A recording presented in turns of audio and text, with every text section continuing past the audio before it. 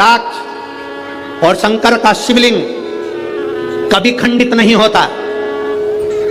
टूट गया तो भी जोड़कर उसको रखा जाता है। शंकर का शिवलिंग बीच में से टूट गया तो भी विसर्जन नहीं होता। शंकर का शिवलिंग तो भी पूज्य है। 1000 टुकड़े भी हो जाए उस शिवलिंग के तो भी उसकी पूजन होगी। 25,000 टुकड़े भी शिवलिंग के हो जाएं तो भी उसकी पूजन होगी, क्योंकि शंकर के टुकड़े टुकड़े हो जाएं तो भी शंकर कभी समाप्त नहीं होता। वो एक एक कंकर में कण कण में शंकर होता है। घर में रखा हुआ शिवलिंग का टुकड़ा भी हो जाए तो यह नहीं कहा जाता कि मेरा शिवलिंग खंडित हो गया। ना ना, शंकर भगवान ने कृपा कर अगर 2 टुकड़े हुए हैं तो शिव पार्वती दोनों आनंद के साथ बैठे हैं। अगर ज्यादा टुकड़े हो गए तो मेरे महादेव सहस्त्रेश्वर शिवलिंग बनकर, हजारों शिवलिंग बनकर बैठ गए। वो सहस्त्रेश्वर महादेव बन गया, सहस्त्रेश्वर महादेव के रूप में विराजित हो गए। दूसरी कोई मूर्ति हो खंडित हो गई, टूट गई तो वो खंडित कहलाती है। दूसरे देवता की मूर्ति होगी, टूट गई, खंडित कहलाती है। पर शंकर भगवान का शिवलिंग अगर खंडित हो भी गया, टूट भी गया तो वो खंडित नहीं कहलाता। वो खंडित नहीं कहलाता। एक एक कण कण में शंकर है। जितने टुकड़े हो रहे हैं उसमें भी शिव है। वो खंडित नहीं। हिमाचल प्रदेश में बिजली महादेव, आप लोगों में से किसी ने दर्शन करें? मनाली में बिजली में करें आप लोग, और कोई ने भी करें? मनाली में बिजली महादेव, मनाली में बिजली महादेव के ऊपर बिजली गिरती है आकाश की, महादेव के टुकड़े हो जाते हैं। कभी नेट पर सर्च करना, छोटे छोटे टुकड़े महादेव के बिजली गिरने से पूरे महादेव के टुकड़े टुकड़े हो जाते हैं। बिजली महादेव। तब पूरे नगर में सूचना दी जाती है कि आज बिजली महादेव पर बिजली गिर गई, महादेव के टुकड़े हो गए। महादेव को वापिस जोड़ना है। पूरे गांव से मक्खन एकत्रित करा जाता है। माखन ले जाकर ऊपर एक साधारण सा परिवार जिसकी मर्जी हो, जो सब दूर भिक्षा मांगकर माखन एकत्रित कर ले, वो लेकर पहुंच जाता। शिव जी के टुकड़े उठाता है, उसको माखन से जोड़ता रहता है। पूरा दिन उसको मक्खन से भगवान शंकर को जोड़ने में लग जाता है। 1 लोटा जल देवाधिदेव महादेव का नाम लेकर वो डालता है। मक्खन पूरा की पूरा पिघल जाता है, शिवलिंग जुड़ जाता है। वो शिवलिंग वापिस निर्माण हो जाता है। वो बिजली महादेव। साल में 2 से 4 बार बिजली महादेव पर बिजली गिरती है और साल में 4 बार बिजली महादेव टूट कर गिरते हैं। कभी कुल्लू मनाली जाएं तो दर्शन कर आना बिजली महादेव का, जिनके टुकड़े टुकड़े हो जाते हैं तो जोड़ा जाता है, उनको जोड़ते। कभी अगर समय मिले आपके पास में तो कभी स्मरण करिएगा बिजली महादेव। शिव सरल, शिवानंद,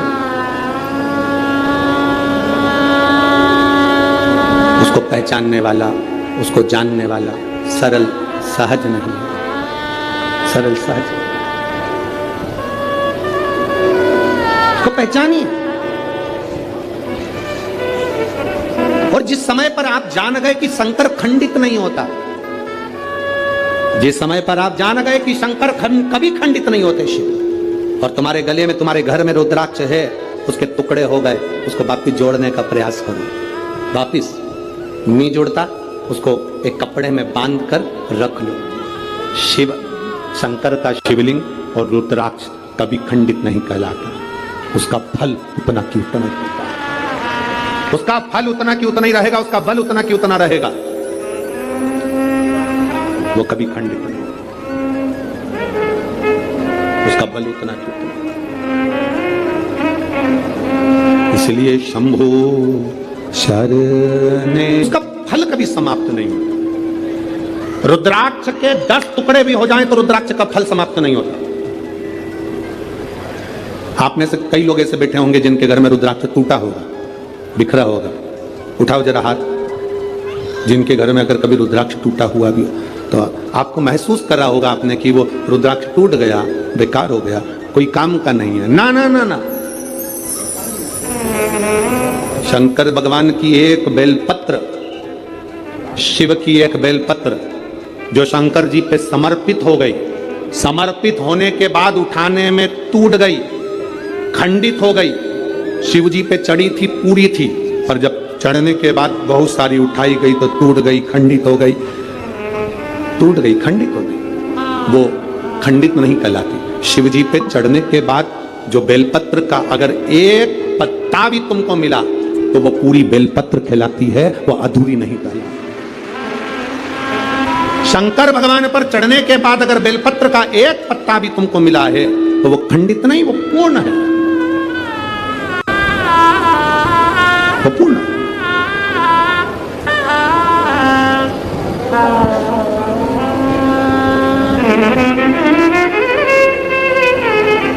इसीलिए शिव कथा कर रहे हैं।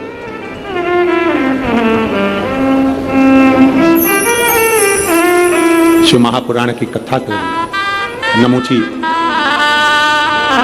तो एक रुद्राक्ष का मन का नमूची को मिला है, एक रुद्राक्ष का मन का, दैत्य है, असुर है, राक्षस है। अब वो विचार करने लगा कि ये रुद्राक्ष किसका है, मुझे मिला है। फिक्र और जिक्र, थोड़ा ध्यान देना, दो चीजें। क्या क्या? मुंह से बोलो। फिक्र और जिक्र। फिक्र, ज्यादा फिक्र करोगे, ज्यादा चिंता करोगे तो चिंता फिक्र तुम्हें तन्हाई दे देती है, एकांत दे देती है, तुम्हारी बुद्धि काम करना बंद कर देती है। ज्यादा फिक्र होती है तो व्यक्ति का बीपी ऊंचा नीचा हो जाता है, शुगर ऊपर नीचे हो जाती है और व्यक्ति चिंता में पड़कर कमरे में अकेला पड़ा रहता है। फिक्र चिंता देती है, फिक्र एकांत देता है, फिक्र तन्हाई देती है, फिक्र तन्हाई देती है। फिक्र तुम्हें अकेले कमरे में पटक देगा। और जिक्र, जिस समय पर तुम्हारे को फिक्र होने लगे तब महादेव की जिक्र करना प्रारंभ कर दो, उसकी चर्चा करना प्रारंभ कर दो, तन्हाई मिट जाती है। तन्हाई मिट जाएगी अगर शंकर की चर्चा करोगे, शंकर की जिक्र करोगे, शंकर की भक्ति करोगे। ढोलक, शिव की चर्चा कर रहे हो, अगर शंकर की अगर चर्चा करो। फिक्र और जिक्र में अंतर है। फिक्र तन्हाई देगा, जिक्र तन्हाई से निकाल देगा। फिक्र बीमार कर देगा, जिक्र शंकर का तुम्हें महामृत्युंजय का रस तत्व देकर उभार देगा। जिक्र आज सबसे बड़ी अगर कुछ बहुत बड़ा अगर टेंशन है ना लोगों को, लोग आज के समय में, अब यहाँ पर बहुत सारे लोग बैठे हैं, हम बात कहेंगे तो लोगों को लगेगा गुरुजी ऐसा बोल देते हैं, पर आज प्रत्येक समाज के व्यक्ति को अपनी अपनी समाज की फिक्र है। जाति में आज के व्यक्ति को बांट दिया गया है। मैं ब्राह्मण, मुझे ब्राह्मण समाज की चिंता है। मैं वैश्य, मुझे वैश्य समाज की चिंता है। मैं क्षत्रिय, मुझे क्षत्रिय समाज की चिंता है। मैं शूद्र समाज की चिंता है। हर व्यक्ति ने आज के समय को जाति में लोगों ने बांट दिया। सबको अपनी अपनी समाज की, अपनी अपनी जाति की चिंता है, पर किसी को मेरे इस धर्म की, सनातन धर्म की चिंता नहीं है कि हम एक हैं। ये ब्राह्मण या क्षत्रिय या वैश्य या शूद्र हम बांट रहे हैं। अगर तुम्हें फिक्र होना चाहिए तो अपने सनातन धर्म की, अपने धर्म की होना चाहिए। एक के लिए नहीं, हमें सबके लिए जीना है। सर्वे भवन्तु सुखिनः का ये पाठ हमने पढ़ा है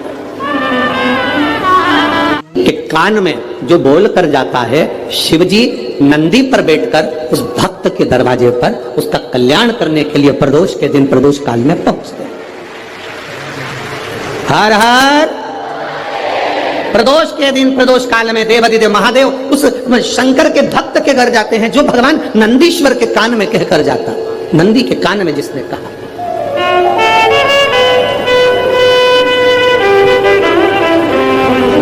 शंकर भगवान के इस शिवलिंग का स्मरण हम करेंगे। बीच में जो एक मोटी सी लाइन होती है, इस पर अशोक सुंदरी कहते हैं। सब लोग दर्शन करें, जम के बोलो जरा, करें। अशोक सुंदरी की जगह जहां पूरी हो जाती है, उसके बीच में शिवलिंग और उसके बीच में थोड़ी सी जगह खाली आती है। करें दर्शन, समझना जरा बहुत अच्छे से।